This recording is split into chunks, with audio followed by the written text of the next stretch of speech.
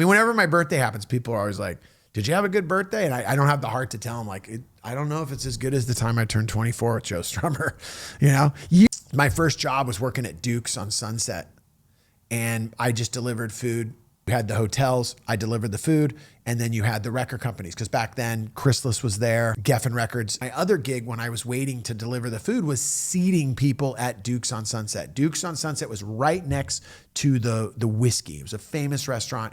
Every band that came to town would go there to eat breakfast, and my job was to sit there and seat everyone. And if there was an event going on, I sat, Skid Row. Metallica came in. I sat Metallica. My gig was, do you want orange juice? Okay, give them orange juice. One morning, it's kind of slow. There's not a lot of people there. I see this group of people come in, and it's like 4 adults and then like 2 kids. And as I look down there and I'm walking down with the menus, just like, oh God, here I go. Who are these people? As I go to hand the menus, I realize it's Joe Strummer.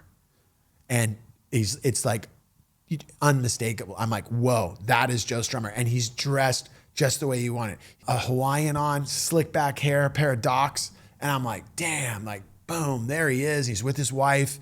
He's got his 2 daughters, I think. And then there's some grandparents. And he's like, hey, mate, yeah, there's 6 of us. And I'm like, I'm just staring at him like, okay. And I remember he's like, yeah, we need to sit down. I'm like, okay. Like, I can't even talk. And I go, I bring the menus over. I come back, and the woman that ran the restaurant, her name was Henny. She was such a nightmare. Just always, just on you. Just like, wait, what's taking so long? Go get them orange juice. Take the, like, okay. And I tell Henny, Henny, you don't even understand. This Joe Strummer from The Clash. He's the reason I'm even in a band. He's the reason I'm even moved to Hollywood. You don't understand. So I go, give me 5 minutes. I run from Duke's on Sunset down to Tower Records. It's still there at this point. And I run in there and I tell our bass player, dude, Strummer's at Duke's right now. And I buy a copy on vinyl, I give enough rope, run all the way back up there.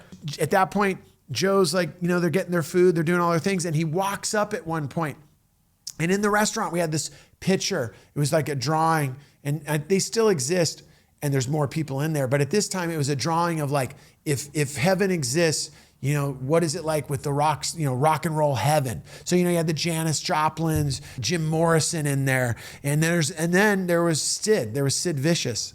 And Joe had went up to go get some, we had coloring crayons and paper, and he was just being a dad. And when he came up, I was standing there, and he looks up at this picture of all of these rock stars that have passed away. And he's looking up there, and he looks and he sees Sid, and he goes, I miss Sid.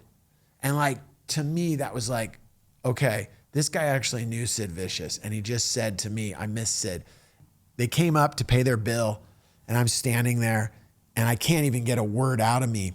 And Henny, God bless her, as much as she was a nightmare, she's like, I don't know who you are, but you're a big deal to this guy. Ran down and bought a record. Can you give him some time? And I'm like, oh my God, Henny. And he's all, what's up, mate? And I'm like, hey, sorry. I go, hey, Joe, is there any way you could sign this? And he's like, absolutely. And he pulls out the lyrics and everything. He's like, oh, he's looking at it. He's like, where'd you get this? I go, I just bought it down there at Tower. He's like, oh, cool. And I go, he goes, what's your name, mate? I go, Joe. And he goes, And I go, and then he's left-handed. And I'm like, no way, I'm left-handed too. He's like, And I remember he signed it. He draws the Clash star, and he writes to Joe, from Joe, boom, Joe Strummer, writes. And I'm like, it was like an art piece. I was just blown away. Like, oh my God, thank you. He's like, all right, man. At that moment, it's over. What a great exchange with Joe Strummer. Fast forward about 6 months later, it's now August. It's my birthday. Fugazi's playing the Palladium. I am going to the show, of course. I go to the show to see Fugazi, my birthday show. All my band comes, all my friends come. We go nuts to Fugazi. While we're leaving Fugazi, I find $100 bill. What do? We're going to Smalls. Smalls is the local bar everyone would go to. And I'm like, it's on, let's go. I'm spending this whole $100. That's like $100. I might as well found $1 million. I'm like, drinks on me. Everyone's like, yeah, Joe Sib's got $100. We go into the bar, and we just roll in, all of us, and we're drinking. And you know, when you're at a bar, there's just an energy. People are talking. All of a sudden, the word starts coming back. Yo, dude, you see Strummer's here. Yo, dude, Joe Strummer's here. And I'm like, yo, I've had a couple beers. I've had a couple drinks. I'm like, yo, no way. Joe Strummer's here. Where is he? They're like, dude, he's over in that back booth. I'm like, what? And to get to him, there's just a crowd. And as I walk over there, I'm coming through and I get a shot of him. And he's sitting there holding court. And this time, he ain't in dad mode. He's got tequilas out. He's got a crew of people around him. He looks great. He's talking to people. Everyone's around him. He's just holding court. He is in it, man. And as I'm walking up, there's a sea of people in this bar. I kind of like part the ways and like look through.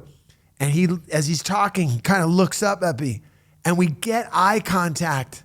And he goes, Joe Sib from Dukes, get over here, mate.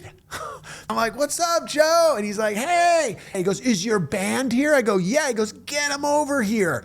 Grab Loomis, Soda, Dave. We pile in the booth. And now it's, you know, Wax and Strummer and his handler. And we're just there. And he's like, what can I get you to drink? And I'm like, what are you drinking? He's like, I'm drinking tequila. And I'm like, I drink tequila, which I didn't. At that point, I didn't. I'm like, I'm going to drink tequila too.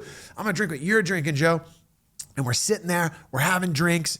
And I remember Dave and I were like, our bass player, were such Clash fanatics. We start asking him questions. And at a certain point, I'm like, hey, you know, I'm sorry. You know, we're asking about the first record. We're asking about like, you know, did they only record it in this many days? You know, what songs were on it that were supposed to not be, you know, and we're asking him all these questions. And I go, hey man, I'm sorry, Joe. Like, I feel like we're kind of, you know, hijacking your night. And he, I'll never forget it. He goes, hey, ask me whatever you want.